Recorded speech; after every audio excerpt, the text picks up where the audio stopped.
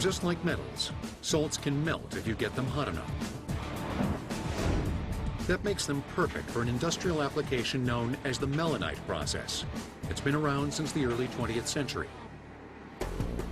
Burlington Engineering in Orange, California uses the Melonite process to add a layer of protection to steel parts. It increases hardness and slows corrosion and wear.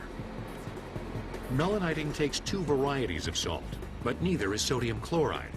However, they are cousins of salt. They both contain sodium as the metal component, but it's bound to nitrogen in one salt and carbon in the other. During the process, nitrogen and carbon penetrate the surface of the steel parts, fusing with the steel.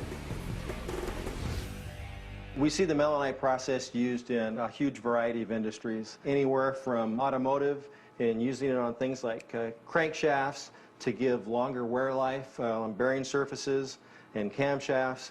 We do aftermarket automotive work where we do all different types and sizes of flywheels that will wear longer and last longer. We see it in the oil drilling industry. We have parts that go out on oil rigs out in the middle of the ocean and out in the middle of the desert. And so they have to hold up in a very severe environment where not only wear resistance but corrosion resistance is very important. The first step in the process is we take the parts and we put them into racks or fixtures, and then we take them and we wash them. The parts travel to a preheat oven where they'll be heated to 800 degrees Fahrenheit. Without this step, the parts could deform in the intense heat of the salt bath. So now the parts have finished going through the preheat process, and now that they're at 800 degrees, we're going to bring them around and immerse them into the salt bath nitriding bath. The parts will remain in this initial bath for 90 minutes.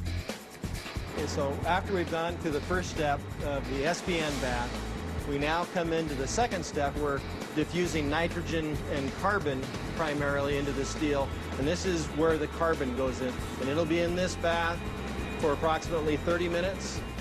A water quench completes the process. But some steel parts need an even smoother surface or more corrosion resistance and require a polish. For that, they get all shook up. We'll take parts and we'll put them in a vibratory cup, which polishes the parts and moves them around. Depending on the parts that we're polishing, sometimes we'll use a media like this, which is a corncob media that's impregnated with resin.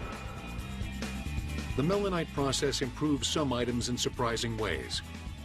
The molten salt baths can smooth out the interior of a gun barrel, resulting in less friction for the bullets. If it has a lower drag coefficient, it gets less hot, and a gun barrel that is less hot is more accurate. Of their products, the folks at Burlington Engineering like to say the same thing automaker Henry Ford once said about his Model T. It's any color you want as long as it's black. One of molten salt's properties, its ability to retain intense heat over long periods.